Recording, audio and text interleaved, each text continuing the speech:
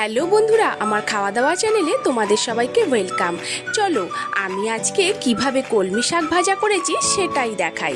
এখানে আমি কাঁচা লঙ্কা পেঁয়াজ কুচিয়ে নিয়েছি, শাকগুলো কুচিয়ে ভালো করে ধুয়ে পরিষ্কার করে নিয়েছি।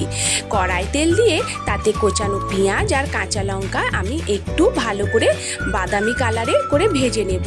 তারপর কেটে রাখা শাকটা দিয়ে দেব। শাকটা দিয়ে এটাকে ভালো করে নাড়াচাড়া করে এতে নুন আর হলুদ দিয়ে আমি ঢাকনা দিয়ে দেব কিছুক্ষণ, শাকটা থেকে যে জলটা আছে সেটা বেরিয়ে যাবার জন্য। এরপর দেখো জলটা পুরো শুকনো হয়ে গেছে। এবার আমি এটাকে ভালো করে একটু নাড়াচাড়া করে ভাজা করে নিলে আমার রেডি হয়ে গেল কলমি শাক ভাজা।